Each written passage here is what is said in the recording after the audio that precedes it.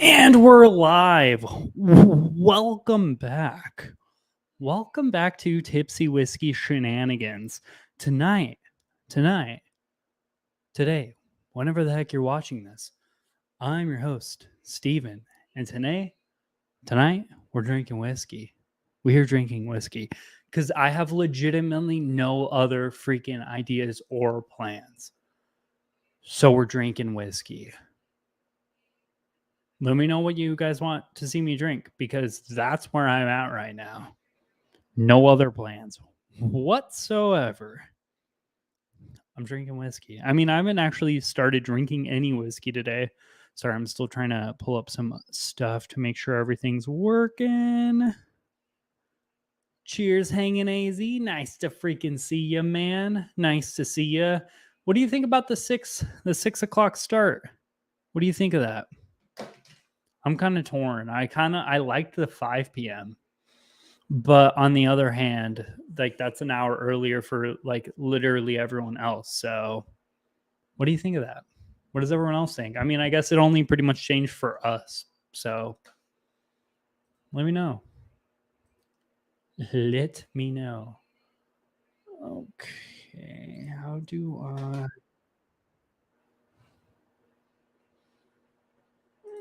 Technical difficulties.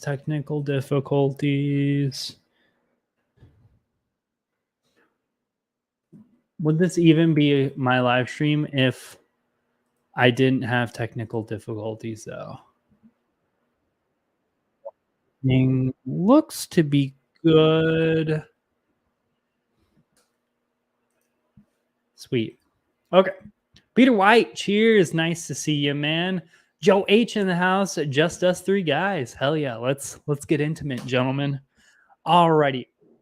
So I have no live stream plans tonight. I mean, I have like a little bit of a guesstimate of like I can wing a blind. But like what do you guys want to see me drink? What do you guys want me to talk about? Like let's just open her up. Crowdsource this bitch.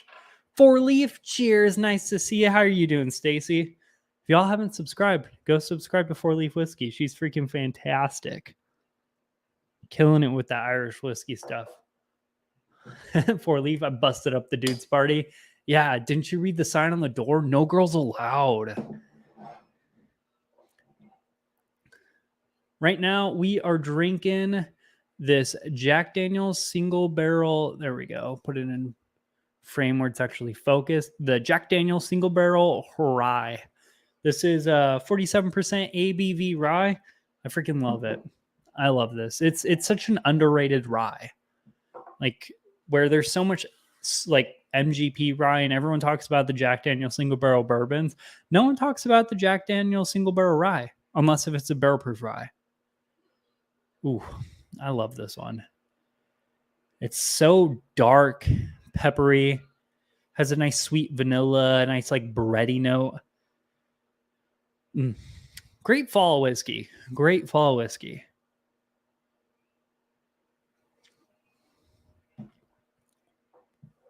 Ooh, Jameson Distillery Edition in my glass. I bet that's fantastic. Like, I haven't had that much great Irish whiskey, but I bet the limited edition stuff is incredible. Just like Scotch. Like, it's so hard to get the limited edition stuff, but damn, when you do, it's so good. So good. I feel like I hope my American whiskey peeps don't take this poorly, but I feel like Scotch and Irish whiskey and like non-American whiskey upgrades differently. Where like you spend extra money, you get something really great. And honestly, with American whiskey nowadays, I don't even know. Like $130 bourbon. I feel like it should drink like a special occasion, but like I don't know, man. This is me complaining. I have a couple of the Jack Daniel Bear Proof Ryes and never bothered with the 94 proofer. We'll grab one when they restock. You have some of the Barrel Proof Ryes? Son of a bitch. Love you, man. I'm a little jealous. That's like one of like the bottles on my like goals list. That's one of the bottles I at some point want. Someday, one day. Also, what do y'all think about the lighting? Do you notice anything different? I put a lot, I mean, outside of the orange, obviously, I kind of themed it with the shirt and a whole fall vibes, but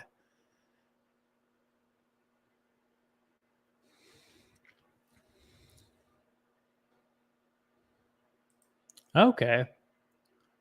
I've never had a store pick of this. I don't think I've had a low proof store pick ever.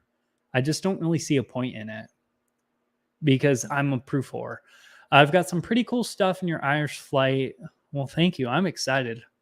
Halloween is over. No, it's kind of like it's like folly, you know? It's orange.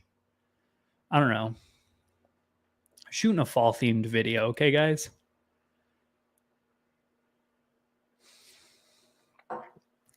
Yeah, I don't love the lack of blue lights because I'm more of like a blue and purple, like blues and purples kind of guy than I am like a orange and reds.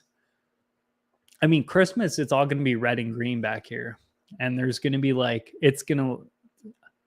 I'm getting some stuff to decorate the studio this upcoming week, and I'm going to go way hard in the paint. Our star pick was supposed to be barrel strength, and you guys added just a lot of bit too much water in there.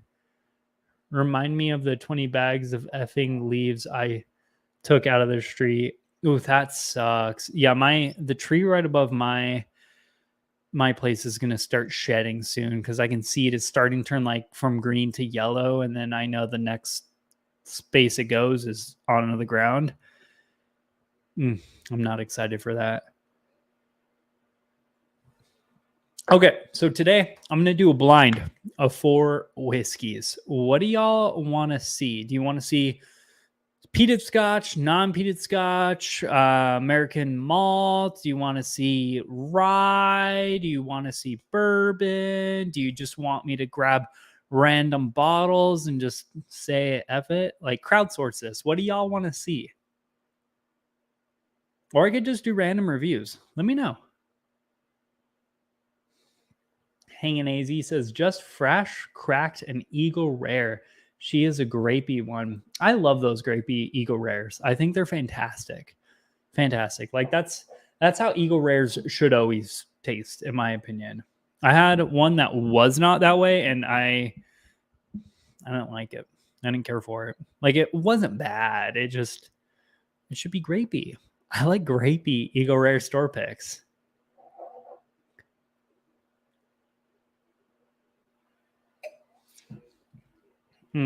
I like that rye. Random stuff and shoot the shit. Okay. I'll take one review or one something very seriously. Random blind. Okay. Hey, Olivia. Or actually, no, you're going to. Nothing. Random. What, no all Malort flight? I just found Malort in my local store for the first time, and I wanted to pick it up, and then I read the price tag was $20, and I was like, I'm not gonna like it. Why would I even spend my money on that? I don't know. It's just why? Okay. Oh, sorry, camera. All right. Do this bottle because I've been digging this bottle recently. It's a 6-year-old Oregon single malt from Bull Run. Real like that one.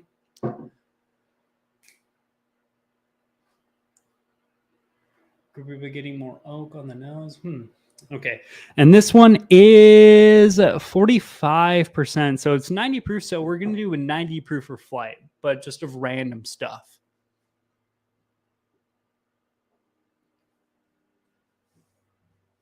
Ooh. Oh, there we go.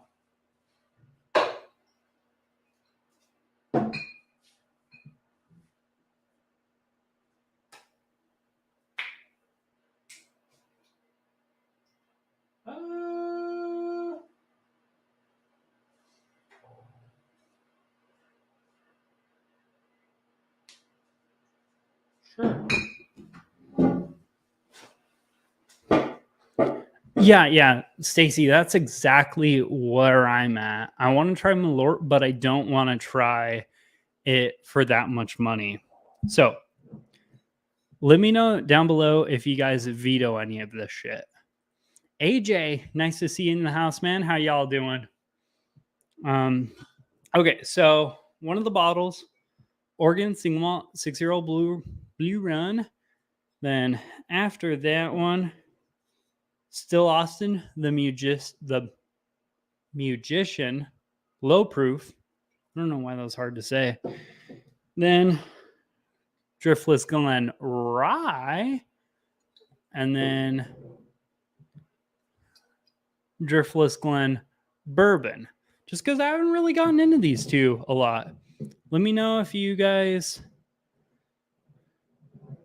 want me to switch out any of these, or if you think this is a bad flight. I mean, these flavor profiles are pretty recognizable, but who knows? AJ, I'm doing well. IDK, how that beep Ryan is doing. Well, glad to hear it, man.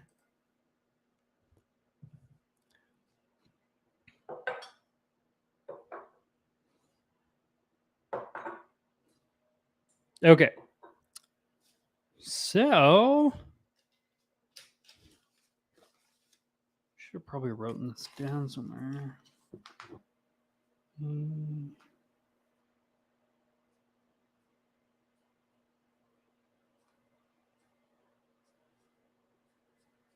Ooh, I'm curious.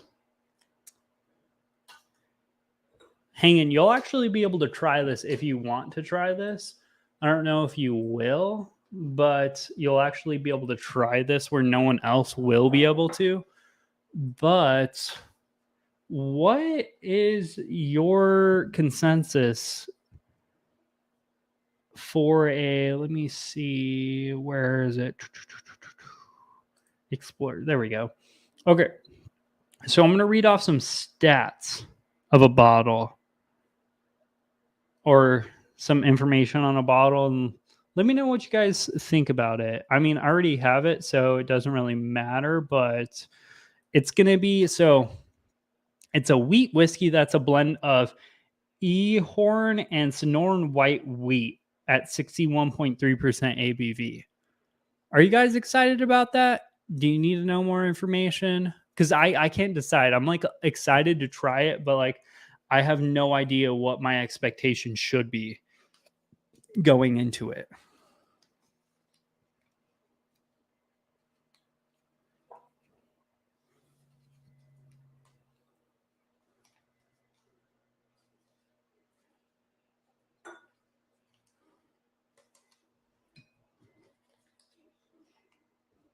Also, for blinds, do any of y'all do this whole little sticker thing where you sticker things and label the bottom so then you don't know which one's which? And you can just mix them up? I've never done it before, but I thought it would be a good way to kind of do blinds without having to ask too much of other people or whatnot, instead of pouring things in random sample bottles and whatnot.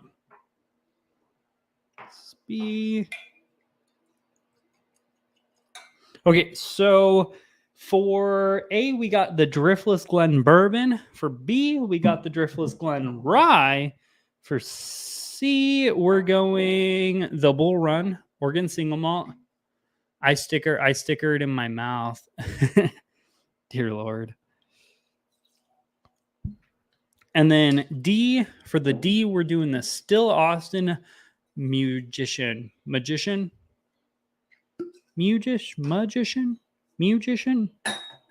know what I mean. The Magician.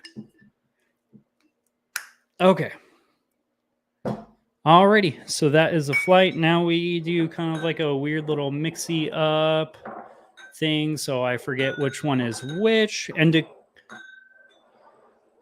to let you guys know again, it is the Driftless Glen Bourbon, Driftless Glen Rye, the Bull Run Oregon 6-year-old single malt, and then Still Austin Straight bourbon whiskey musician. There we go. Yes.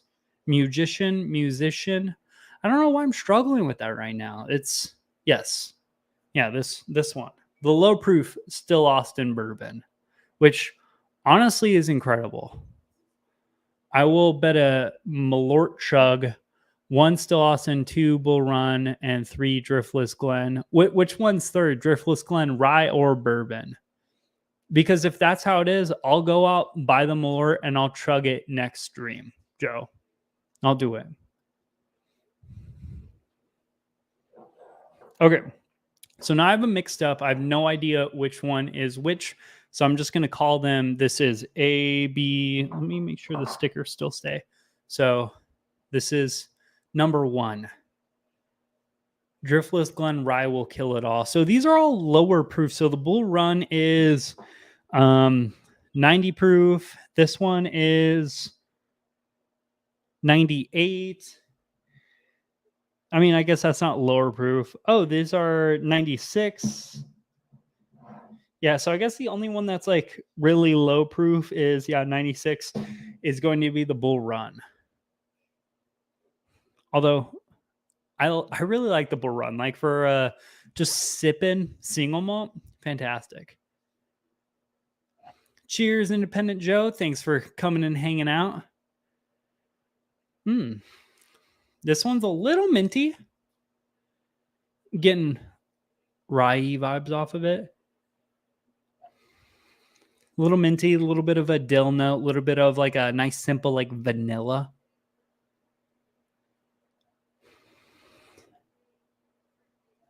I'm going to clear my palate. So anyone else have any other predictions other than Joe H?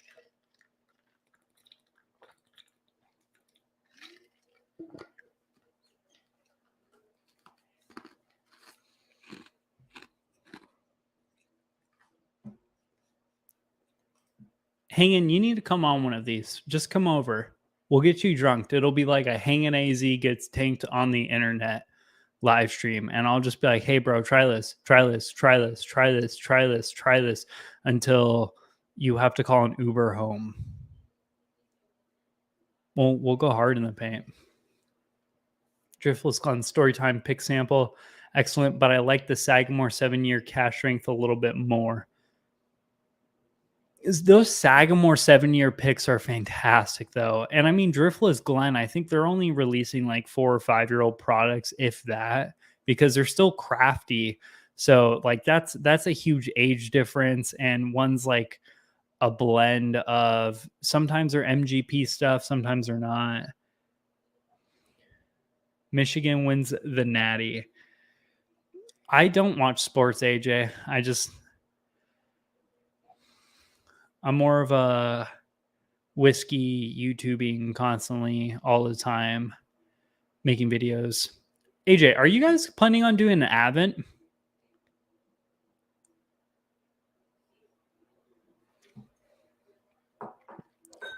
Ooh. Oh, man. I made a mistake.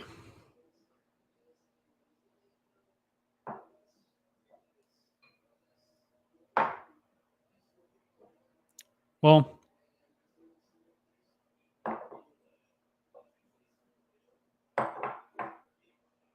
okay. That was the only one that was like slightly dirty. The Advent. So are you guys doing an Advent calendar this year? Where you do like 24 days straight of just videos of you just guessing bottles or trying new shit?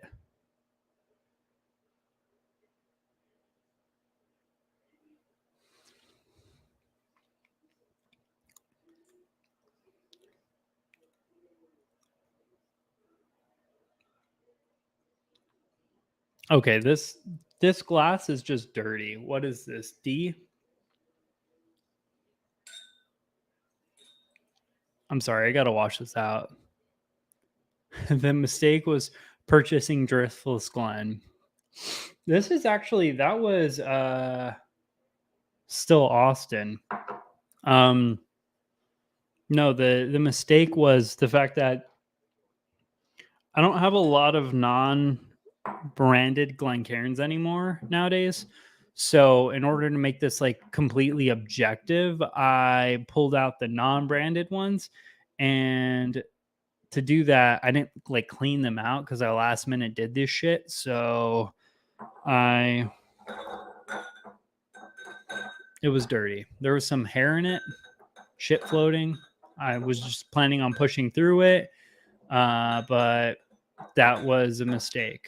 So we got them mixed up again while I'm trying to read chat.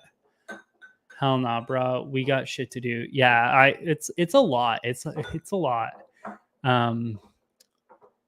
But you know, I hope you guys do it. I think it'd be fun. Independent Joe, nope. Mine will be like last year, just the 12 days before Christmas. That's smart. I'm doing the whole thing, and I haven't even started filming yet, and I'm like starting to stress out about it. Driftless rye pick was sweet tobacco, oak, and some fruit. So good. Okay. Okay. New number one with a non-dirty Glencairn. Ooh. This one's nice. Sweet vanilla caramels. Little bit of like oak, cinnamon. Little bit of a cherry note. Like very traditional bourbon flavor. Hint of like a chocolate, cocoa.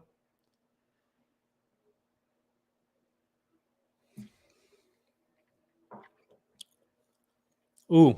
Oh, that's robust. Nutty, cinnamon, baking spices. I like that one a lot. Wow. Baking spices, nice chocolate. Yeah, that. Oh my God. Why? I don't know which one this is. I think this is one of the Driftless Glen ones, but man, I've been sleeping on this one. This is incredible.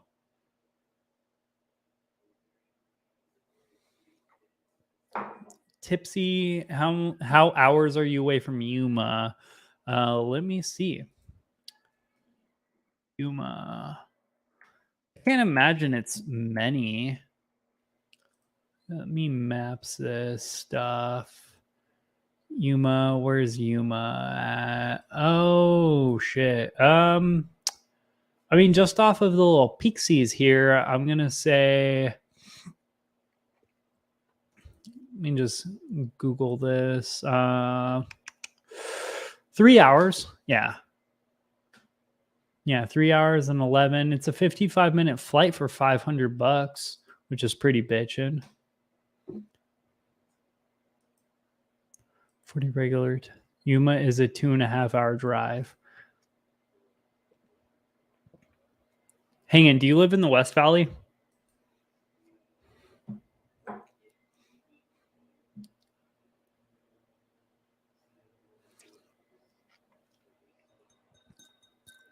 This drink's hot. I know none of these are over 100 proof, but that drink's hot, robust, nutty, chocolate, baking spices, cinnamon. That's really nice. It's not the most bouncing because it's very hot and heavy and aggressive, but I like how robust and pronounced it is when it comes in. Northwest Bourbon in the house. Cheers, cheers. Nice to see ya. I'll be on Northwest Bourbon's channel Friday night. Yeah, I believe Friday night. I don't know how late I'm going to stay on because he goes incredibly later than I do, but I'm for sure going to be on there. We're going to drink some Jack Daniel's bourbon, I believe. Cask strength bourbon. I don't know. I got the sample back there, but we'll be there Friday, and it's going to be a fun time. Make sure to show up. Maybe it was longer. You used to have to drive once a month to visit clients back in the day. Yeah, I mean, it could be. Maybe just put on a nice like podcast to zone out. Cool. Then I'm almost there. Should be there before the stream ends. Hey, you're welcome anytime, man. Anytime. All right, we're getting on to numero dos. This is probably going to be a shorter live stream for me just because it's been a weird day. It's been a weird day. I'm crashing a little bit. So I probably won't go super late, but we'll see. I say that every single time, and I end up going almost 2 hours just normally now. This one's darker, a little bit more of a chocolate note. I think this is a Bull Run.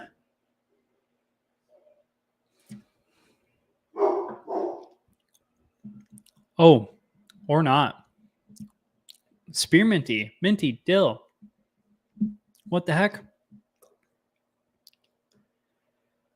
This must be a high corn rye, because on the nose it's not very minty or herbaceous or any of those like typical rye notes, but on the palate it's extreme spearmint.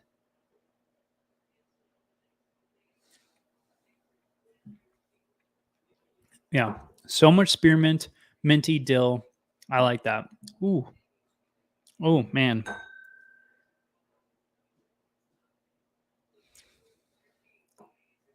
Yep, it's a straight, long, boring drive. Yeah, it's like literally you're just going, I'm on the west. And that's pretty much it. You just go west.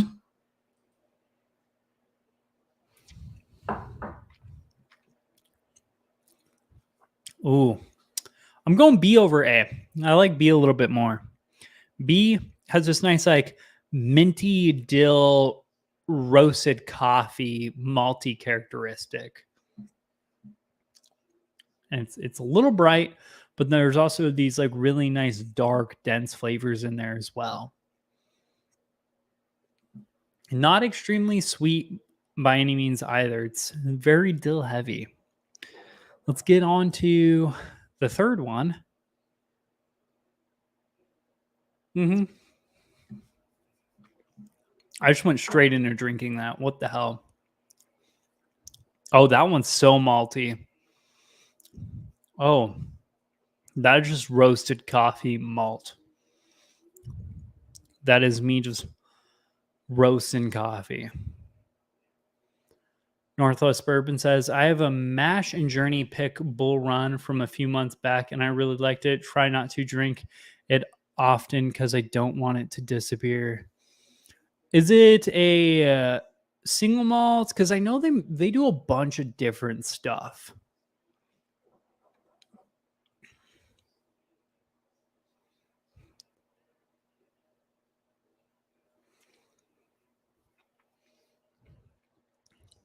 That is roasted coffee, espresso, chocolate, and like malt. This is for sure the Bull Run. This is fantastic.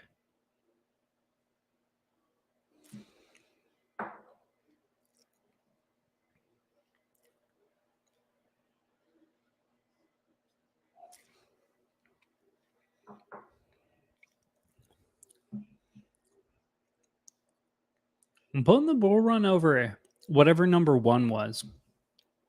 I'd say that it's Bull Run. It's going to be freaking Still Austin.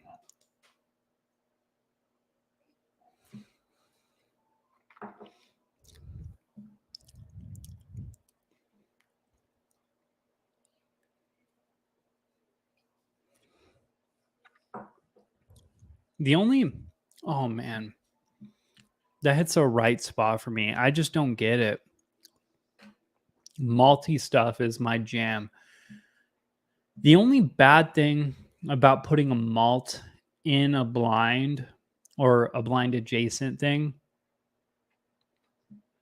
is the fact that it's so prevalent, especially if it's extremely malty, which is this Bull Run's. It's not malty.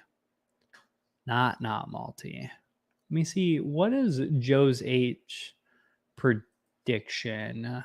Still Austin, Bull Run, and Driftless Glen. I don't think we're gonna hit that quite, but Bull Run's for sure. It's second right now.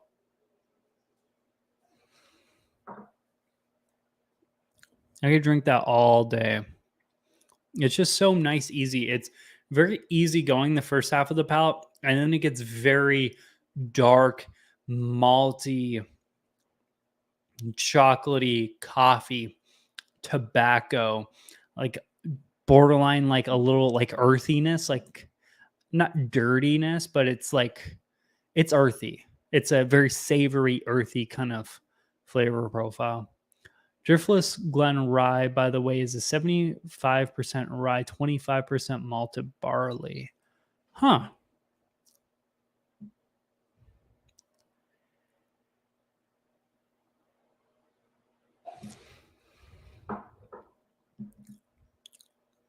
It's very sweet initially.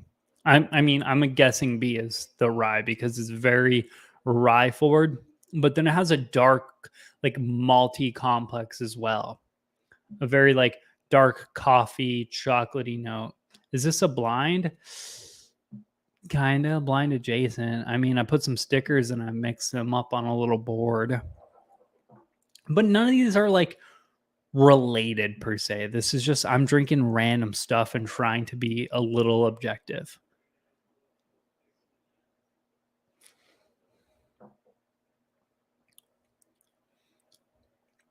Ooh, might be blind at the end. Peter White decided on a lot 40 dark oak rye pour, very similar to Sagamore double oak at 96. Sagamore double oak is fantastic. I'm just a Sagamore fanboy though. If my package gets here in time, next Tuesday, I'll be doing a little head to head between some of my Sagamore picks, Trev Wilson, the Bourbon Wrenches, and the Nerds and Turds, the Shelf Turds pick. I'll be doing that against their Sagamore Spirits Cash Strength Rye, as well as some of the other picks I have. Kind of see where it's at. I'm assuming it's going to be fantastic. Haven't tried it yet, but that's going to be my review for next Tuesday, if it gets here in time. We will see. Objective blinds are so tough. Yeah. Yeah, I mean, realistically, I would like these to be like a similar flavor profile or whatever, or similar like type. But we have two bourbons, a rye, and a American single malt. Like, I mean, I would love to at least be able to pick out which one of these two are the bourbon, which one's the rye, and which one's the malt. And at that point, I know the only ones I'm not 100% sure, the last two. So the first one and the last one.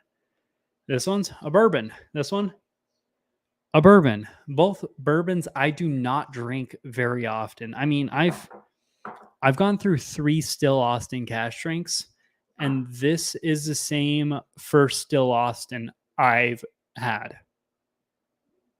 So I've drank that much of it.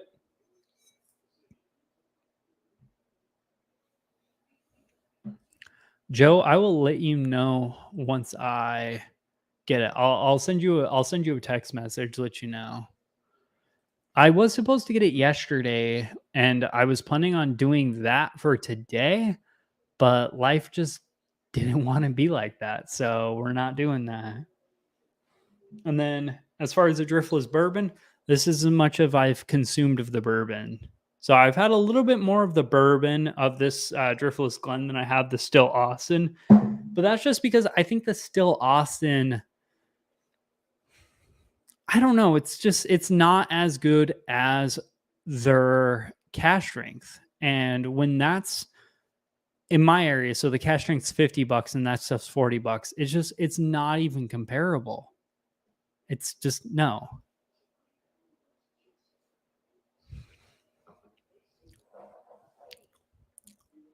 That one's very youthy on whatever the first one is. This is the last one.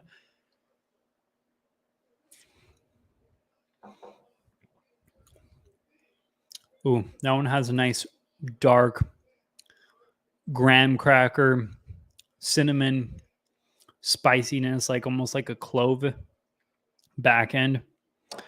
Ooh, this is close.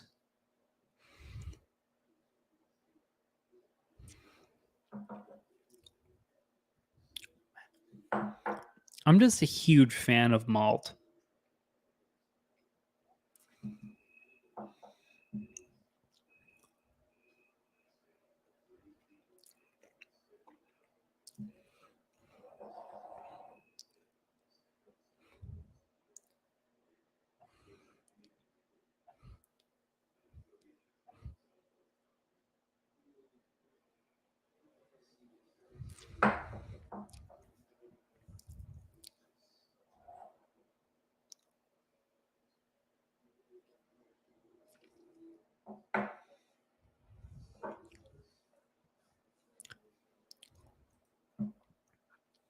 Just got my Redwood Empire CK bottles. Pretty good. Do you mean cash strength, or is there another Redwood Empire that I'm not tracking? I'm assuming cash strength, and if so, congrats, bro. That's exciting. I cannot wait to hopefully obtain one of those bottles. I don't know where everyone's buying them online. I need that in because I love them. I just recently tried the bourbon. The bourbon, I think it's solid for what it is, but that the Lost Monarch and Redwood Empire are incredible for what they are. Like those two bottles give me hope for the future, whiskey market. No palate cleanse between drinks. I'm just kind of winging it. Sometimes I do, sometimes I don't. You're right, though. You're right. You're right. Yep, Joe, you're not wrong.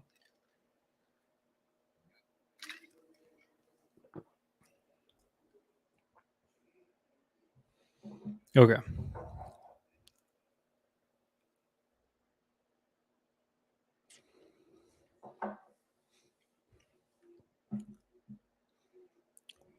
Oh, man.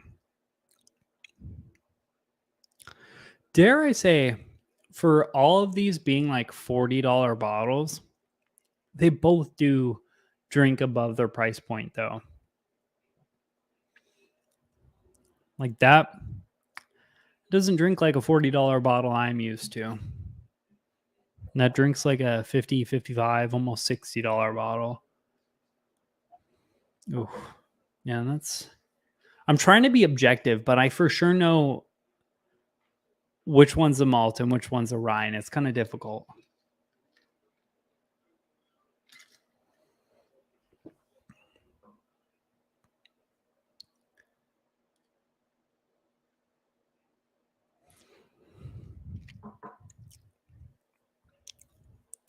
Yep. No. Okay. So first of all, dead last is it's whatever the first one I had was. It's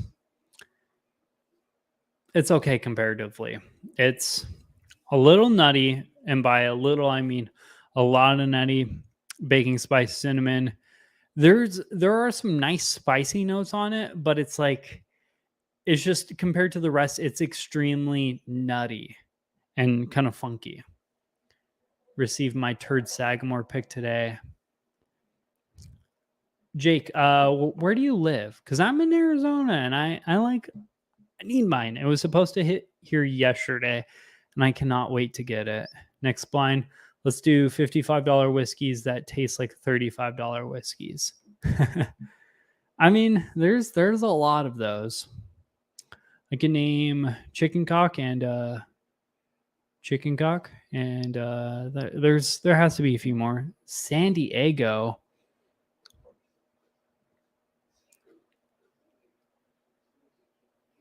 Yeah, Jake, let us know. Let us know. I mean, it's a 7-year-old Sagamore pick. It's gonna be freaking incredible.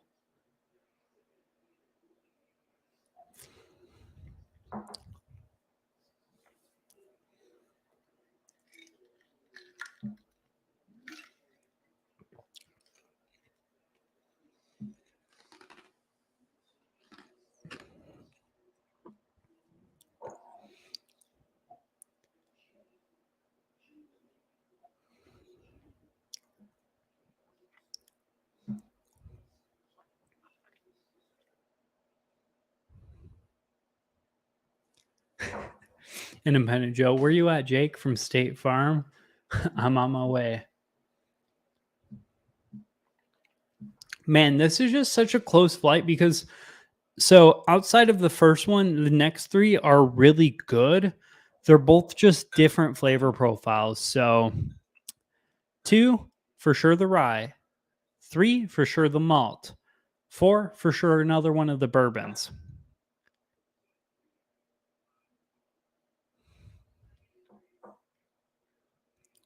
And the bourbon, it's really nice. Sweet, brown sugar, nice graham cracker crust note. A little bit of like cinnamon and nutmeg in there. I mean, that's a really good bourbon. I mean, it shit stomps whatever the first bourbon was. And the malt is just, man, that's just such an easy, simple going malt. Like some malts can just be so overpowering, but this one, it's just so nice.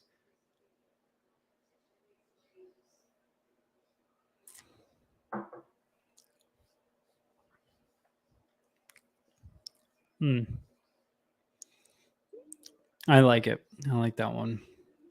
All right, one last pass through. And sorry.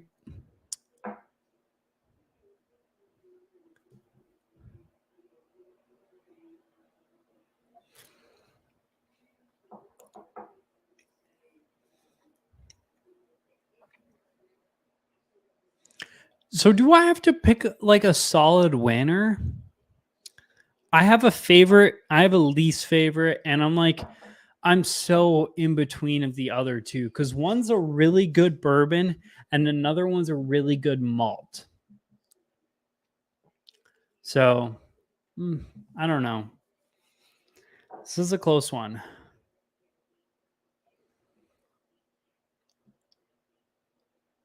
Ooh, Jake McGee. It's really good. Curious on the mash bill. Tastes more like a bourbon than a rye. Well, that's unfortunate. I have a 7-year-old rye that's like very rye, and I love that bottle. It's amazing. I know they blend their 95.5 rye, their 95.5 rye with, I mean, not that they hide that. No, it's Robson and Squibb juice. And then they blend that with some high corn rye as well to kind of create their ooh, gross hiccups. To create their flavor profile. Elmer T. Lee is a $30 whiskey. If you don't like Elmer T. Lee, you can send me all of your extra bottles. And I would challenge you on the Blantons. If you get a good one, it's worth 70. I think the most I would ever be willing to spend on any Blantons would be about 65, 70. And that's just because I don't have a bottle already.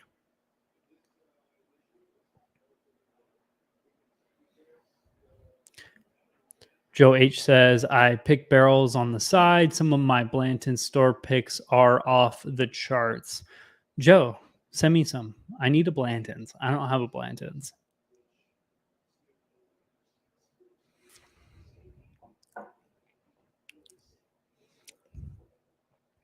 Ooh.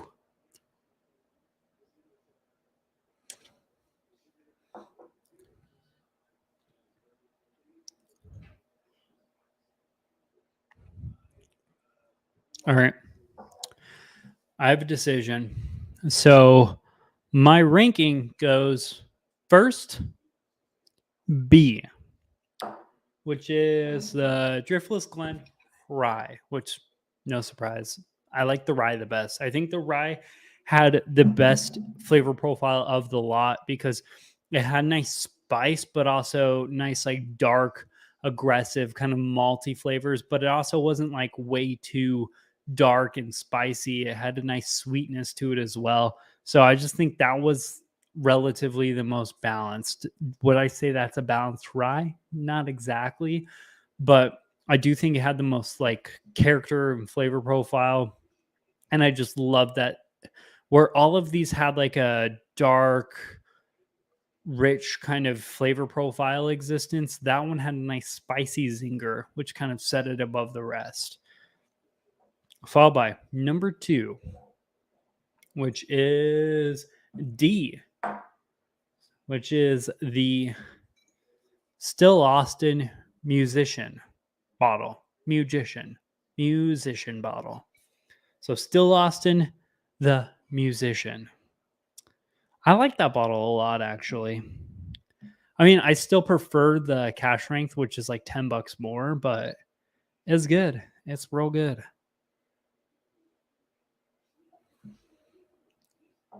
And then followed by C, which is Bull Run. And then last place is going to be the Driftless Glen Bourbon.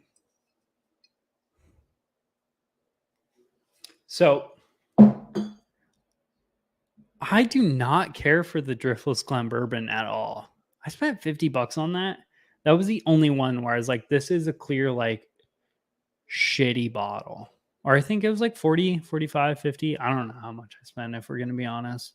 But I think it wasn't like a $30 budget bottle. Like it was 40, 45, somewhere around there. Either which way, like, man, that one just is not good comparatively. Yeah, okay. Yeah, Driftless Rye is much better than their bourbon. Those bourbon guys, cheers. Nice to see you. Nice to see you, man. What are y'all drinking tonight? What are you getting into? Have you guys done that? What is it? Was it a Beam decanter bottle yet? I'm excited to see how that one comes out.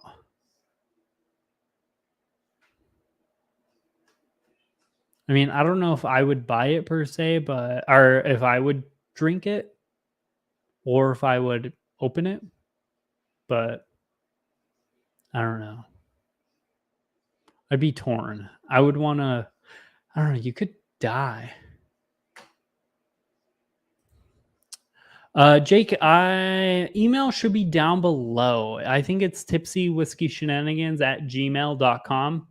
Should be linked in the comment below. I would love that. I could do it on a live stream. Maybe not next live stream, but a future live stream. Or I can make a video of it. Who the hell cares? Joe, do you want to make a video? Da-na-na-na-na. Driftless Glen Bourbon picks only. Yeah, this bourbon, I could take it or leave it. This one got 90 points. Well, the rye doesn't have a label sticker or whatever. But if this is 90 points, the rye has to be at least like 96 points, 97. It's just so much better. So miles and miles above. So what did we learn? I don't know what we learned. We learned that Driftless Glen Rye is actually pretty freaking fantastic. I objectively should have probably just done a rye thing, but I was, I was feeling frisky tonight. Okay, one last bottle. Oh, that was pretty good. Them all mixed together, though. A little too nutty from the Driftless Glen Bourbon, but the nice malty mixed with this nice Still Awesome bourbon, and then a little bit of zinger from the rye. Not bad, not bad. So I'm probably going to close it out in the next 10, 20, 30 minutes, however many. So for a closing out bottle review, what do y'all want me to drink? What do y'all want me to try? What do you want me to get into? I've already gotten into a lot of whiskeys. Out of the four I just drink, the only one I could say I would not buy is the Driftless Glen Bourbon. Hey, director. Nice to see you. How are you doing?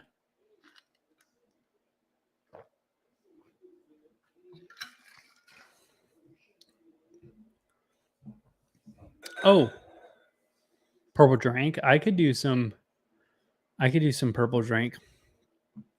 Ryan, if you guys are still in chat, are you all planning on doing an Advent? AJ seemed very lost when I asked him what that even was.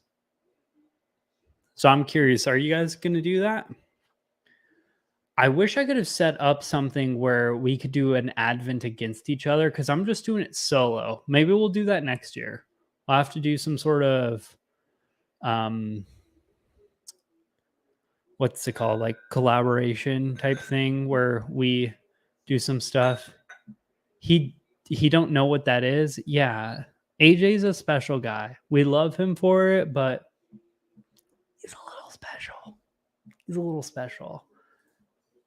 Levi White. Have you had the 2XO Phoenix? No, that's like on my hit list. On my hit list. Today I crossed a Little Book chapter 6 for 140 bucks and I turned it down simply for the fact that 140 bucks is a lot for a bottle of whiskey for me. I think that's would be the second most expensive bottle of whiskey I ever bought if I did in fact buy it, which I didn't. And I read the label and I didn't really seem very impressed. Like I loved the whole 4-year-old malts, all that cash strength. And then on the bottom of like the mash, it's or the blend or whatever, it's and then a 5-year-old bourbon. And it's like, why? Why? Why? Just make a malt. Just make a malt. Why dump bourbon in there? Why? Why? And I haven't heard a lot of good things about it. So I was like, at that price, I would rather just get like a phenomenal American single malt pick because like one of my favorite ones, I could get a Del Bach pick, which I love those, or I could get a what is it? Balcones American single malt pick. Those are like 100, and then I would still have 40 bucks left over. We haven't planned to, but not to say we won't. Okay. AJ is special. Yeah, he's a special dude. We love him for it, though. We love him for it. Levi White. Yep. Yeah, so check out that 2XO. Yeah, if y'all are interested in seeing anything about the 2XO, Joe has reviewed it. A few other YouTube channels have reviewed it as well. And if you want to watch a great interview regarding,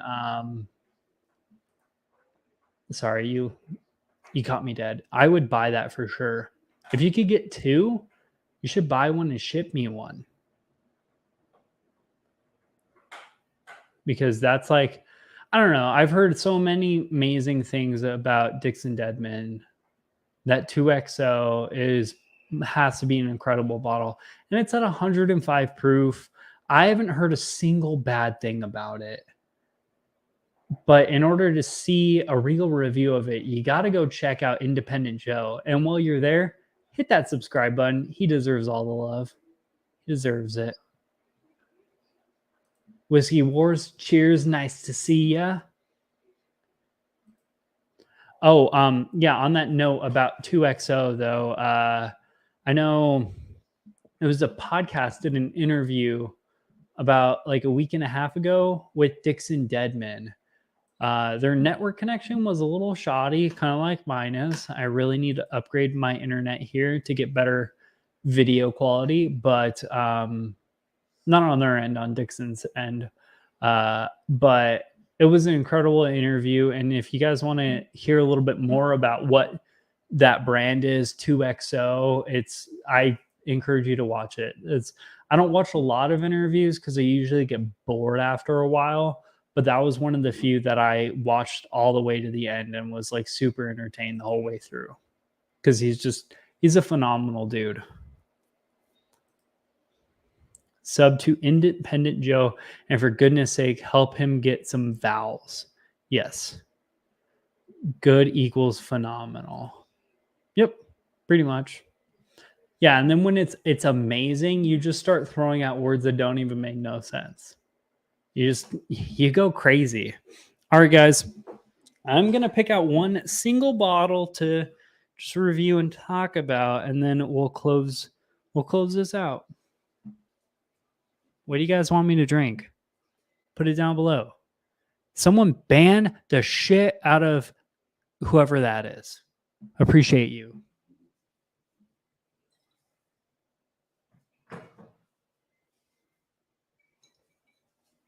Well, hey, Brunsies. Hey, Bruno. Hop up. Hop up. Oh. You want to say hi to the camera? You want to say hi to the camera? Hey, bro. I'm Bruno. This is Bruno. He's a reason you can hear a dog in the background, but we love him because he's amazing and cute. Okay, don't break any of my glass. Love you, bud. Let's try bourbon.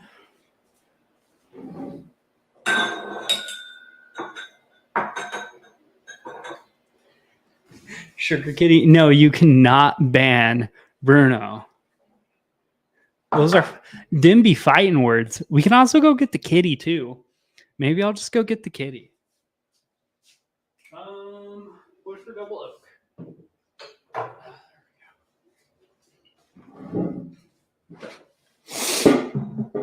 Yeah, you take that back.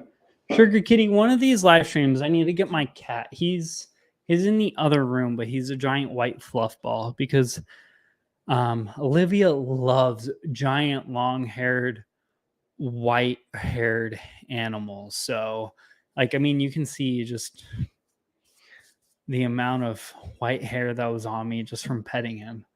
The dog should sit at the table with you. He probably could. Here, Bruno. Bruno, up. Come on, buddy. Move. Come on. Hey, up. No. Okay, this isn't going to happen, guys. He's not that well trained. And by well trained, I mean he's not really well trained. He's kind of obnoxious, but we love him for it. One of these days, if we do live stream outside smoking cigars, he will sit there on, we have little rocking chairs outside. He sits in the little rocking chair and rocks back. And I think he's scared to get off of the rocking chair because he's scared he's going to fall. So it's just, it's amazing. I love that little dog. Not that he's little. Woodford Double Oak. Woodford Double Oaked it is. So, Woodford Double Oak. I think it's like, I don't even remember the price point at this point. I haven't bought one of these bottles in a hot minute. It's about half full. This just isn't really my go-to. I'm more of a 1910 kind of guy. See, even the human says Bruno is obnoxious. Yeah, he is, but we love him for it. Watch the Wagging Tail had 2 glens full of black art. Oh, that's a soul crusher. Black art wiped out by an excited shepherd. Yeah, I've broken 2 Glencairns and 1 Kenzie, and all of them were because of him. Not just because he's a dog, because we have 2 dogs. We have 2 dogs and a cat, and all of them were broken because of him. Not the other dog. The other dog, she's sweet. She looks like a little like mangy trailer park dog comparatively, but she's sweet and we love her. My dog eats along with cats. gets along. There we go. That makes more sense. Woodford Double Oaked is $50. Okay, awesome. We don't talk about Bruno. Yep. We don't talk about Bruno. No. I've never seen that movie. I don't know what you're talking about. Anyone have the Nulu Double Oak? I've had a Nulu Double Oaked rye that I believe I got from Whiskey Wars, just a little sample, and I loved it. I actually drank it this last weekend. I finished off that little sample. It was real nice. I haven't seen any Nulu in Arizona that was worth picking up though, because Nulu is now starting to get to like $100, which is just ridiculous. So expensive for no freaking reason. Jake, haven't had the Nulu Double Oak, but love the Nulu Toasted. Wouldn't Nulu and Nulu Toasted and Double Oaked be like the same thing? Or is Toasted a different term that I just didn't? Yeah, okay, Joe, thank you. So, for those of you that do not know, Woodford Double Oaked is a $50 Woodford Reserve product that is double oaked. So it's Woodford Reserve, but if you put it in a second barrel, and it is 45.2% ABV. And it smells like Werther's Originals. God damn, this was one of my first bourbons that I could drink neat because it's just so sweet and it's so approachable and easy. Like, it is incredible. Whiskey Wars. Yeah, that was a toasted rye I sent you. Okay. I like that one a lot. I like toasted rye more than I do toasted bourbon because I don't know if bourbon needs to be toasted. If anything, it needs to be jazzed up and spiced up a little bit more. It's already sweet as is. But like rye makes more sense because rye's so spicy. So you balance out that spice with sweetness. That's where like rum finishing comes into too, where it's like sweet and spicy, kung pao chicken, things of that nature.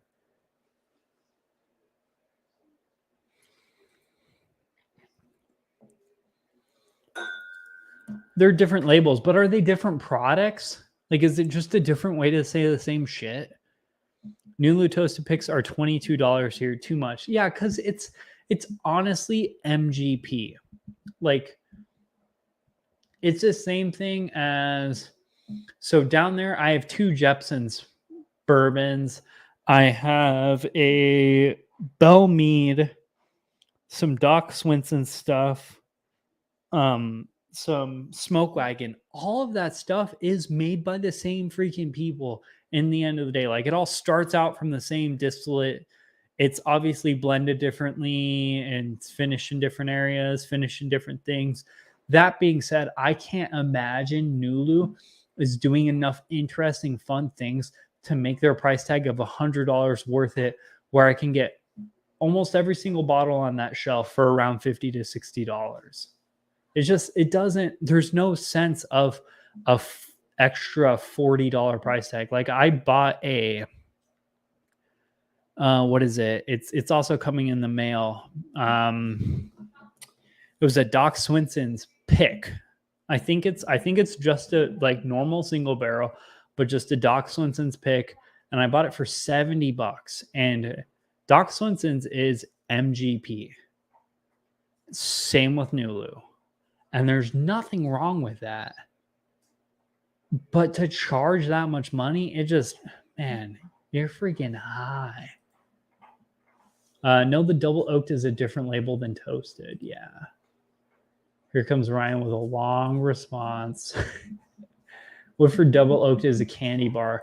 I always imagine it as like the little Werther's original, like caramel, like things.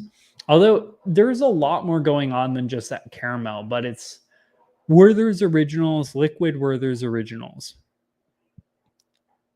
It's a different word, but it's a different word that means the same shit. Toasted, double oaked, like we're doing the same things and we just change words to make it sound different or nuanced or whatever. Like, I'm not double oaking my products, I toast them. Same shit. Stop being extra. Just call it as it is. I mean, I guess there is actually, oh man, that's so good. There is actually nuances in that because I guess double oaked means just like the whole Dixon Deadman thing, the 2XO. The concept is it's going into oak twice. So double oak, that's all that truly means. Where toasted means it's going into a toasted barrel. So I guess there is some nuance, but in the sense of Nulu, what the heck? You're just being extra. Nulu toasted bottles of gold wax, Nulu double oaked is blue. Are they different though? Like, is there a difference? Because I guess there are nuances to those terms, but are they really using those nuances? Or are they just saying, like, hey, I know you got a gold label, but you need a blue label. Guess what? All we did was change the packaging and put blue wax on it, but like, you need one. It's they're creating a demand by releasing a new product to the market when it's really not. Not sure if it's the same stuff, but they do market it as a separate product. Yeah, you see, that's what I'm saying. Like, I don't know, it just seems fishy. Seems fishy. I'm a little cynical though, so that could just be me not being trustworthy because they're gonna fuck us. And that's it.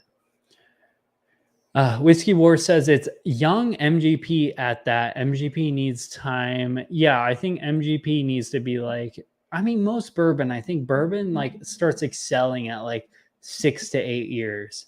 And then from there, it just gets better and better. Like, just let it become some good stuff.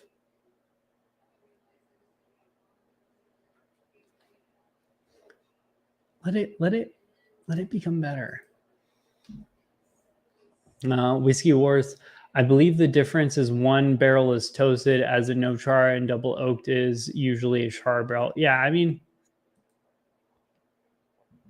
but if you could use the same term to clarify, like to distinguish them, like why make it complicated? Because then you got to go through the TTB. But I guess then again, it pays off because you create the whole scarcity concept of like, oh, hey, it's a new thing. You want to be the first one to get X bottle before they're all gone. I mean, I clearly fall victim to it. I got so much goddamn whiskey and I hardly ever drink it. You know what I really drink? Oh, wrong way.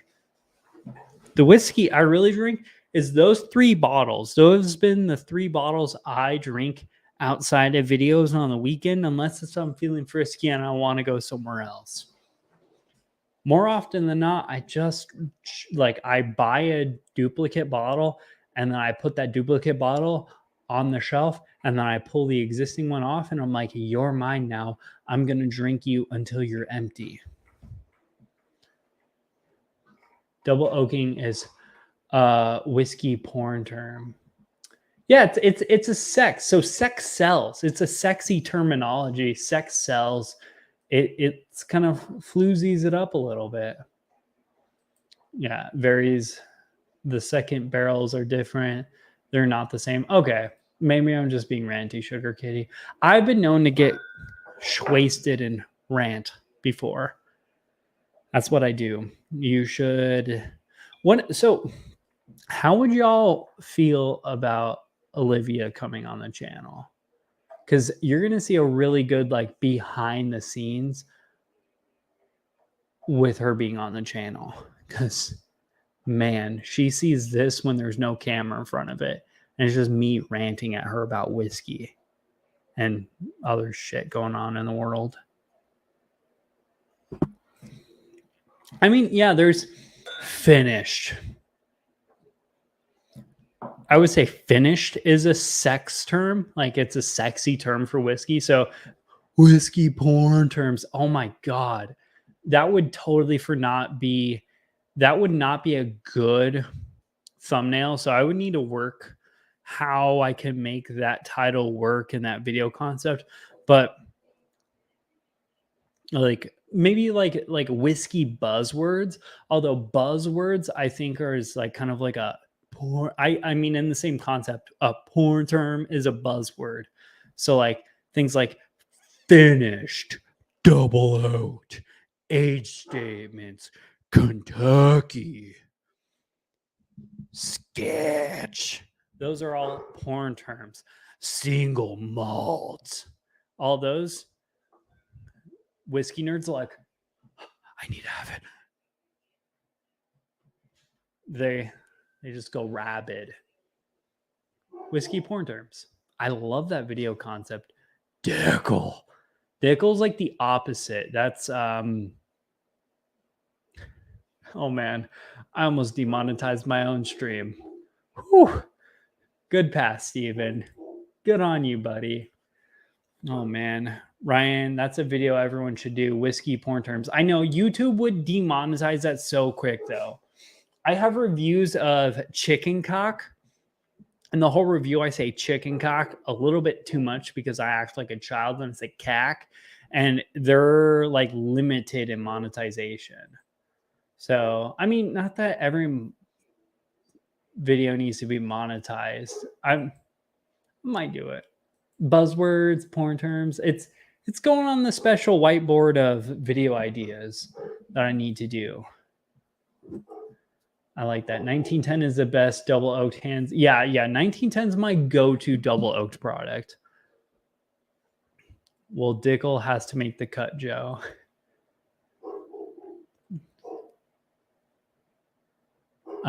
We can't see. Okay, so right now, yeah, that's right. Sorry, I forgot the new lens. Everything's a little bit blurrier. Right now, it's that. So I have duplicate bottles of Sagamore Cash Strength.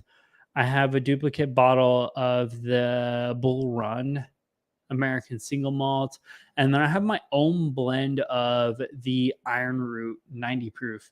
Because The Iron Root 90 proof I didn't love, so I blended in some Still Austin Cash Strength and a few other like extra little sample bottles I had laying around that I didn't care for either. And I added some Smoke Wagon, just the 90 proof Smoke Wagon, and it really balanced it out and made it like a nice, easy sipping, like 95, 100 proof, just like vanilla, sweet, little bit of baking spices, just like a solid, just general like bourbon, like a 40 or $50 bourbon. I was like, cool, because I could not stand that bottle. Okay, maybe not. I couldn't stand it. It was just like it wasn't a very pleasant pour for me. I didn't really enjoy it, and I needed to free up space, and I didn't want to drain pour it because I freaking love Iron Root, and I hate wasting whiskey because I'm so cheap. So I turned it into something. Like, is it my best blend? No, but it's passable. So yeah, that's what I've been drinking the last like week. Go Olivia. Okay, we'll do that. Very mouth coating, yes. Oh, mouth coating. Yeah, my whiskey porn like whiskey porn term is for sure herbaceous. I've way overused that. I don't know why, but it's just so ingrained in my head. Every time it's always herbaceous. Mouth coating. Thick. I mean, that's just a general porn term at that point. What's up, all? Sorry, late. Jack, you showed up right when we were talking about whiskey porn terms. Shit's getting spicy around here. Yeah, an explosion in your mouth. He tried to set you up. Yep. It's okay. I don't really care. Wait, you can say shit, but not cock. So there's different. So you can say, I don't even know if you can say sh, but not. So as far as that goes, I mean, I don't know, dude. I'm newer to this than you are. I just know what videos I have that are limited and which ones are not limited for monetization. And those two were limited right out the gate. I don't know. I just know like the biggest thing when you do the monetization thing, it's like, hey, did you say the F word in the first 90 minutes or 90 seconds of the video? And is there any curse words inside the thumbnail and whatnot? So it might be the thumbnails. I don't know. Just like Bad Axe. So Bad Axe Bourbon, his live stream I did with him is also limited. So who knows? Who knows? I don't know. In the end of the day, it is what it is. I'm not really making any like real money off of this anyways, but you know, I also don't want to approach it in the concept of I'm never going to make money, because then I'm never going to make money if I stop caring about them monetizing it. Geodical contraceptive effect. Yep, that's it's birth control for your mouth. Good old George D. The good old George D gets her done. Does Dickel make cut and uncut? Some people have a preference. I think, yeah, it's kind of it's user's choice. Dear Lord, so much Dickel stuff. Does everyone really hate Dickel that much? Because honestly, the Dickel Bottom Bond for like $50 is not that bad. Like, I don't love it, but I don't hate it either. A George D uncut and unfiltered coming to a corner store near you. It's like one of those freaking movie trailers. Make sure to hit the like button. Yes. Hit the like button, subscribe, leave a comment if you're watching the review. Check out everyone else who has a channel on this show, like Whiskey Wars, the Bourbon Guys, freaking Independent Joe. All amazing, fantastic freaking people doing a great freaking job. To quote Todd, oh, she's vicious. Don't review a cigar batch. You will be super limited. Yeah, because it's a cigar. Yeah, because they're tobacco stuff. Yeah, that's why I want to do some cigar content, but at the same time, I'm like, is it really worth it? So I'm not really a cigar guy either. More of like I'm a cigar con, or more I'm like a whiskey con cigar fan than anything else. Like a cigar is shit without whiskey. George Dickel 8 cut and ultra vicious. Speaking of George D, my total wine got 2 picks of George D, and 9 year and 15 year, both 84 and over 80. What the heck? Yeah, that's I would buy one of the 15-year picks if it was like 90 proof or more. I just don't care for whiskey that's like 80 proof. Like low proof whiskey just doesn't do it for me. I need 90. I need 90. Like scotch, I think I try not to buy any scotch that's under 43 because 43 is like a pretty solid, like most scotch that's not half bad is around 43-ish proof. And that's where I kind of like to buy it at because a lot of the 40 proof scotches usually just kind of fall flat for me. So yeah, I can't imagine why you would want to buy like a 15-year-old age statement sounds fun and sounds exciting. And it'd be awesome to get a $60 15-year-old age stated bourbon. But at 84 proof, like what a waste of money, dude. Just bottle that at cash strength, charge $100. People are gonna buy it. Exactly. You got to be smart and follow the ever-changing rules. Yeah. Mm-hmm. Yeah. I mean, one of the days I mean, you can kind of shy away from the path a little bit, but not like too much. And yeah. No, George D is legit. Okay. Dickel bottom. Oh man, am I finally just now caught up on chat? Dickel bottom bond is pretty decent. I think it's nothing special to write home about. But again, it's a 100 proof 13-year-old bottled and bond product. It's like it does have that Dickel orange minerality note in there, and that's something to get over. But like, I'd rather buy that for $50 than I'm gonna say a Blanton's. Like just an average Blanton's barrel. The like branding aside, just whiskey in the glass. I'd rather buy Dickel Bottom Bond over Blanton's. I mean, it's a little funky, but a little funk never hurt no one. A little party don't hurt nobody.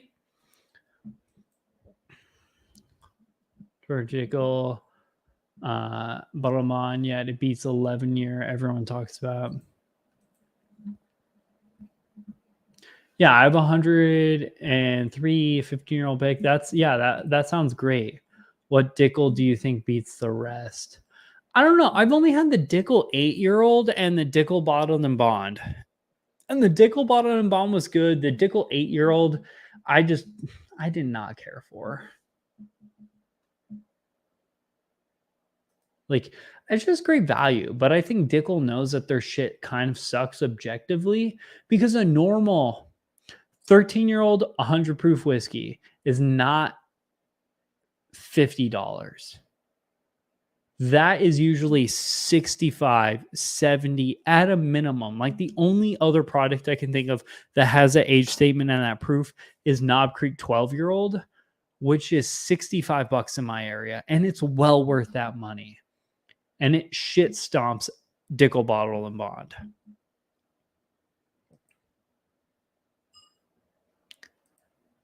Is it bad? Yeah, I'm talking about like 2 years ago though. Like I bought one and I haven't bought another one since. Like I didn't love it. I didn't hate it. I drank it and I haven't bought one since. Mostly because if I'm buying a $50 bourbon at this point, I'm probably just going to buy an $80 bourbon and I can buy a really good whiskey for $80 nowadays. Cuz like 80 is the new 60. Yeah, I didn't hate the 8-year-old.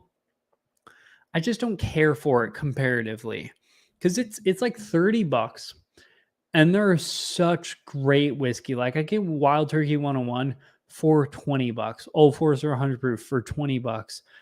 Freaking Four Roses small batch, 30 bucks. I can get Woodford Reserve, 35. I can get all the Redwood Empire products, 30, 35. Like same relative price point and way better. Like I would rather have Pipe Dream over Dickel 8-year-old bourbon any day of the week. And this fly is gonna fucking die.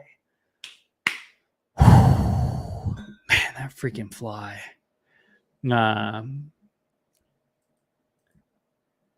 Ryan, do you all hate Dickel?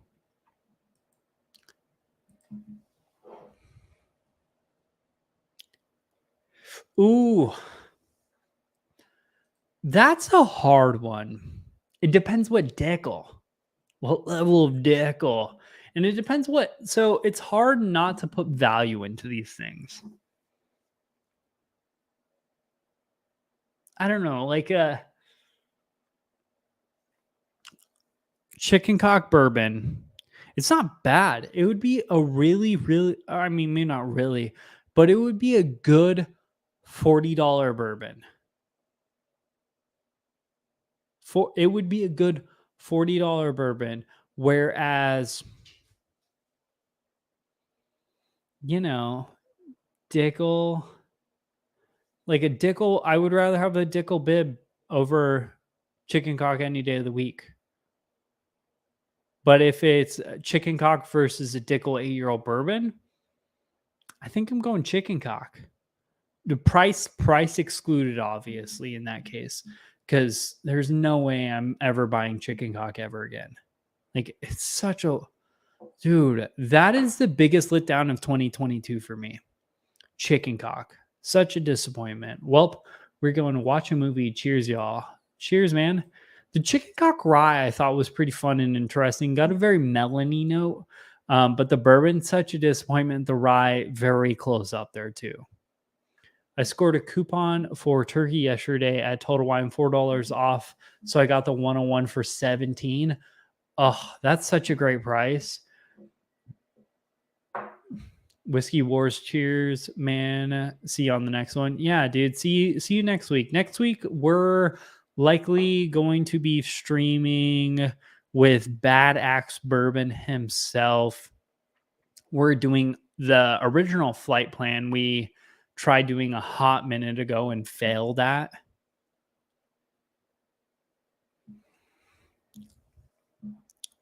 Man, this double oaked is so good. So freaking good. And then we got a few more streams after that I'm likely going to be running solo. Alex having a hard time making it on, and likely won't be on for the next few either. But hopefully after that he'll be back on. You'll see him in here in person. Bought the freaking audio equipment to make it happen as well. So it's gonna be legit. It's gonna be freaking awesome. Those bourbon guys says hate is a strong word. I'm a dramatic person, okay? I don't regret that. I don't have issues with me being a dramatic person. But you're not wrong. Hate. I don't know if I hate any whiskey. The only whiskey I've tried that I hate is that 0% whiskey. That is hot garbage. That is non-drinkable. That whatever whiskey me and Alec always call tumbleweed. It's Thumbute. It's a local Arizona distillery. Man, that shit is rough. That is so bad. So bad. Outside of that, I wouldn't say I hate any other bourbons or whiskeys in general. There's just some I'm like, I don't care for. I'm not drinking those again. Like even Lefroy 10, like I'm very over Lefroy 10. I think it's a little bit too ashy and leathery for me, but I wouldn't even say I hate that. It's just a bit much. Yeah, and even the Bushmills Shelby Limited Co. Stuff didn't care for, but I wouldn't say I hate it. It's mostly I don't care for things or I do care for things. Yeah, what's up with the meetup? Yeah, we need. So December, not a great meetup time. It will likely keep reminding me, guys. So keep me honest and true. But I want to do like an Arizona meetup. We'll have to figure out some sort of finances or have it at someone's houses because I can't rent shit. I am every dollar I have that's like free spending cash, it pretty much goes in the channel at this point. So money is tight. But I want to do a for sure get together in Arizona or maybe even like just uh like a West Coast Arizona whiskey community get together. I think that would be fun. Invite everyone in, likely in Arizona, but we'll have to set some things aside, figure some stuff out. But after March or late March, I think would be a great time to do it. Just not going into Advent. Going into Advent's terrible. January, Alex getting married. I might be going to some military training then. Like it's just, yeah, it's not great timing. Yep, the same. Don't hate it, but definitely not as good at. Yeah. Oh, Ryan's a fan of the chicken cack. He's a fan of it. All right. Don't you worry your pretty little head. Mm. Yeah. Double oak is a great sipping whiskey. So sweet, caramel bomb, vanillas, hinted cherry, nice wood, oak, brown sugars, caramel. Man, that is that is a great like I'm just gonna pour a glass and have a conversation kind of whiskey and like talk. You don't have to mull over or think about the whiskey. Like the whiskey's very powerful and it just lets you do what you want to do. I like that. I like this one a lot. Valentine's Day, maybe. Valentine's Day's in February, right? Or is it in March? I don't know my times very well. We should do Lachlan. Where's that at? Lachlan. Lachlan in March or something. I'm putting too much stank on that. Joe, I told you that in confidence. Shh. Any juicy fruit notes? I wouldn't know what juicy fruit really tastes like. I haven't had juicy fruit ever. Like juicy fruit's probably my least favorite gum. But it's more of like a fruit punchy, like kind of like Hawaiian tropical.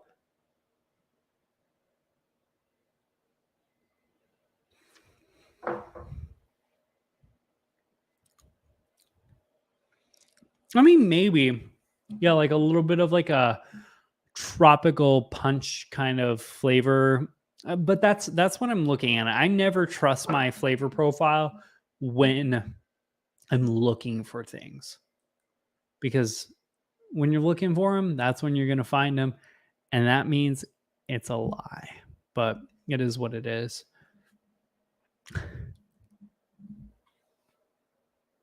No, I have not. I'm sorry. So Californian, I haven't bought Evan Williams 1783 again. That's what I need to do.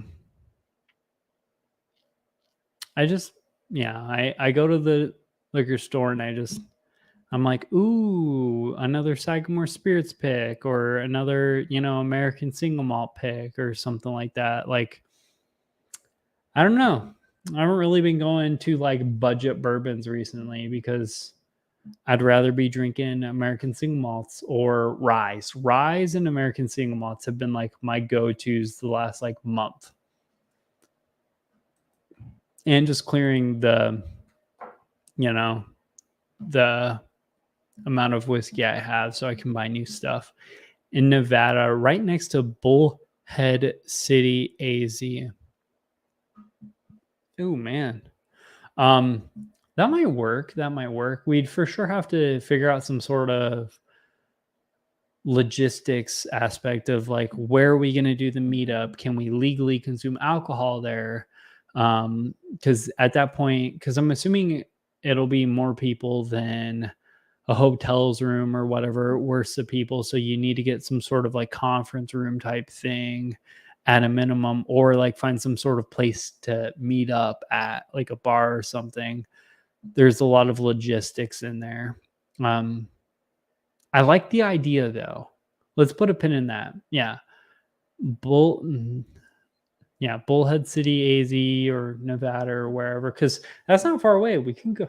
Let's go to freaking Las Vegas, baby. Let's like full on send it. Yeah, I'm sorry, man.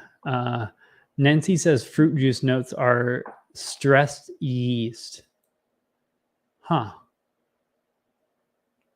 I get like a tropical fruity note. I don't know if it's if juicy fruit notes is stressed yeast. I'm gonna start like going into the yeast as it's fermenting and like screaming at them to stress them the hell out, because I like fruity notes. They're fantastic. Like the oak you get from the freaking barrel. I like those juicy fruit notes. I like the fruity side. I don't know. I like that. Am I the only one who's like that? Mike Ryan, nice to see you in the house, man. Ooh, Mike Ryan, what do you think about the C922 and the Midwinter Nights Dram? I didn't get a Midwinter Nights Dram. I've heard fantastic things about it, but that C922 though, oh my god, best C922 in the last 2 years.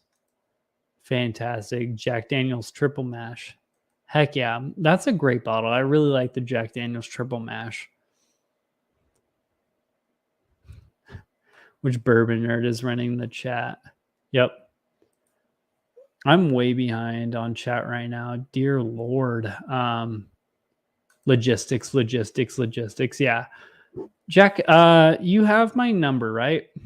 If you don't, email me. I'm not going to just put it out there, but email me. We'll get together and we'll see what we can set up, because I want to, regardless, I mean, even if it's a small meetup, so we don't have to worry about logistics like that. It could be like you, me, Hangin, Joe. There's some other people for sure, but like we could keep it small and tight. We'll make it happen. Yeah, I want to 2023 goals are to do some meetups, meet some people that I keep on meeting on these live streams in person, because I love being able to do this, talk to you guys, but I want to meet up with you guys, hang out, share some great whiskey, make some memories, things of that nature. I jumped right when Joe was asking for your juicy fruit notes. Yep. The hotels have conference rooms we could get. Laughlin still has a gambling, but way cheaper than Vegas. Okay, awesome. I mean, I'm not really much of a gambler per se, but I like whiskey. C922 is a hitter. Yes, dude. Best Elijah Craig barrel proof in the last 2 years. And Elijah Craig barrel proofs are always some of my favorite whiskeys every single year. I mean, you can't beat a barrel proof 12-year-old bourbon, because it's a nice middle ground. It's a higher age statement, but it's also at cask strength, so you don't really have to compromise, because I feel like some of those higher age stated whiskeys usually lose their cask strength stuff, and that's just it's sad to see that happen. It's sad to see it. C922 is great. Mike tell Tipsy about Peerless Double Oak. I need to try Peerless Double Oak. That's another one. I have this like ever growing list of whiskeys where it's like, I want to try that. I want to try that. I want to try that. I want to try that. I want to try that. But for some reason, I never see it. Joe H, come with us. Come to Kentucky with us in the spring. Hit me up. I'm definitely interested in doing that. I've never been to Kentucky. My 2 goals as far as like whiskey related trips, I want to do a Texas whiskey trip and a Kentucky whiskey trip. And usually any like place I go, outside of basically Arizona now, I try to stop by any distilleries I can. It's I don't want to say a problem because I love it, but yeah, if I'm like doing a trip in Florida and it's like, hey, there's a whiskey distillery 20 miles away, I'm gonna make the 20-mile trip and make it a little hangout session afterward. Peerless is legit. Almost had me at my favorite rye of the year until Old Dragon. Yeah, Old Dragon Bones is. I finished that the other night too. Oh man, what a great pour! Shh. Peerless Double Oak is killer. Yeah, I've heard amazing things about that. Yep, the 1 liter triple mash. Check the prices though, because honestly, in my area, it's cheaper to buy the 700 milliliter than it is to buy the 1 liter. Like the 700 milliliter is like $35, and then the 1 liter is like $50, and it's just the prices don't make much sense there because it's cheaper to buy the smaller one, where it's usually the opposite. Not as sweet as double oaked, but it's a perfect. Yeah, that's why I usually go with 1910 because it's a little bit less. It tones down that sweetness and it brings a lot more of those like earthy, savory notes in there. But I don't really. There's a little bit too much of like an oaky presence on 1910 as well, at least off of memory. So that might be a oak, sweetness, complexity, finish, etc. That sounds incredible. Those bourbon guys agree.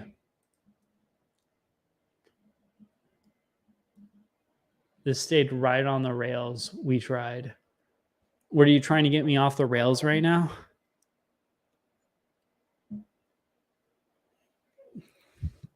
I like that Woodford. I'm going back for another pour. And then we're going to close this up because I was supposed to shut this shit down like 20 minutes ago.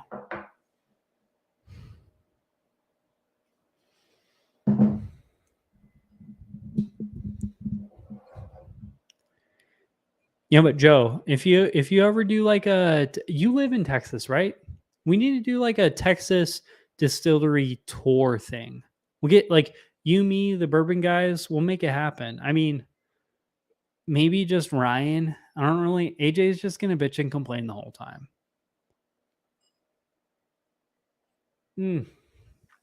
Olivia's not coming on tonight, but in the future. I want to do so the live stream before we kick off into Advent. I want to have Olivia on and then we can just talk about her evil genius of Advent because she's just randomly picking all these Advent bottles. And I don't know. I think it's going to be a fun thing. You guys can ask her questions and whatnot. Yell at me if I over talk on her because I have a tendency to rant and shit. And I'm kind of worried I'm going to over talk on her. But, you know, if I start being a dick, just let me know and I'll tone it back. Because I do not want to sleep on the couch. And I want her to want to come back on because she's freaking awesome. I work in Texas. I travel there frequently. Yeah, we need to set up like those bourbon guys. Me, I have an inn in Iron Root. I don't really know if it's an inn per se, but I know some people at Iron Root who will do some cool shit.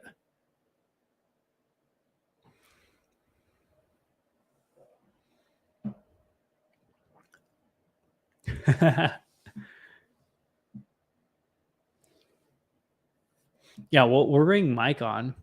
Yeah, Mike would be a good addition.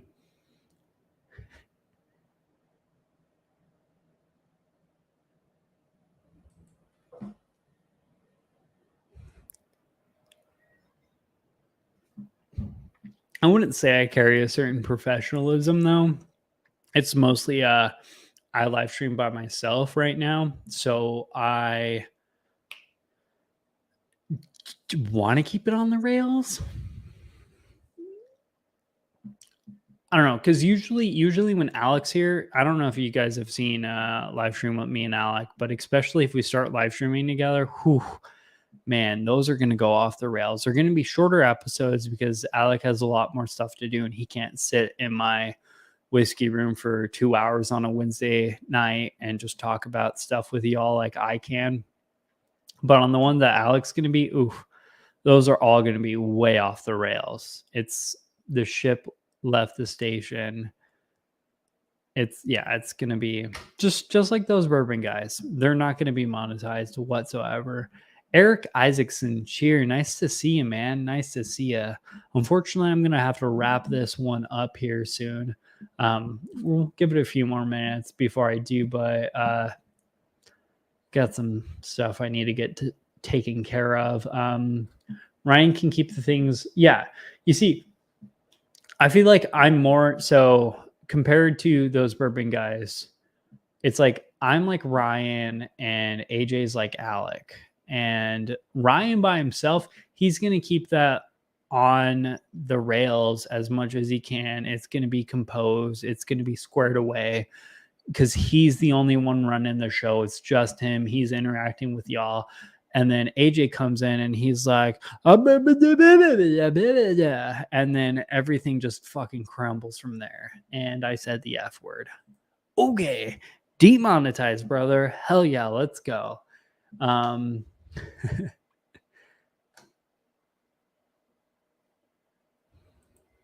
Cheers all. I'll get in touch with you. Okay, awesome. Sounds good.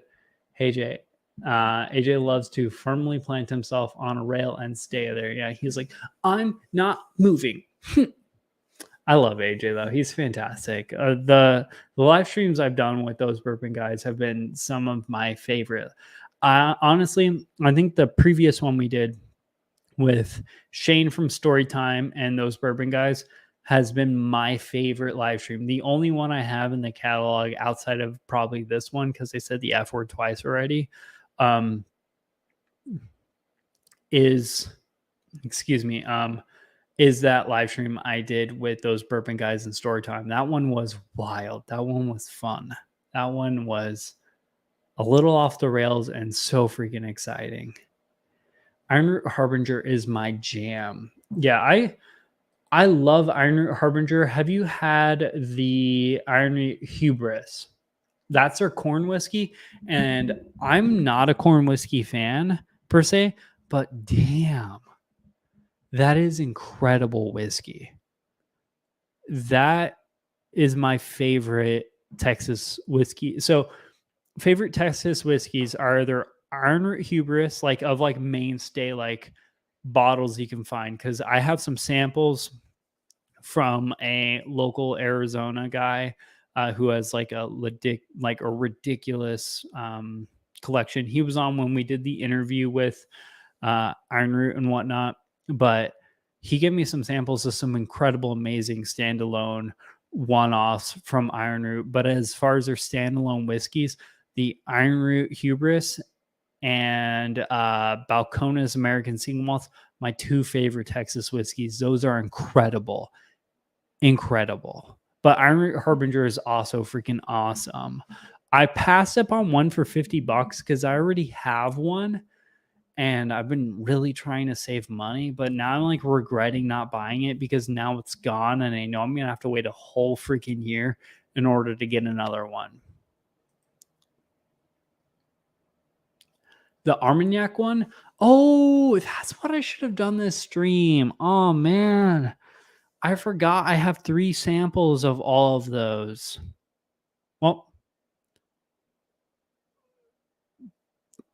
in a live studio audience near you someday soon, we'll do that. Yeah, cool. No, that'll be an upcoming live stream for sure. The Iron Root Saints Alley. I only have the 3 samples, but we'll go through, break down, and kind of see which one's amazing. I'll probably end up buying one of those a week after I do that. This was an awesome time and completely off the rails. That's I hope to achieve that. Like casually off the rails though, not like weird and crazy, just like a good time off the rails. You know, you got to keep it controlled. Saints Alley, the Herald, I believe is what it's called. I've had one of them. I can't remember which one it was, but I really enjoyed it. The Saints Alley Trio is fantastic. The Armagnac is definitely my favorite. Okay. I'm for sure getting into that.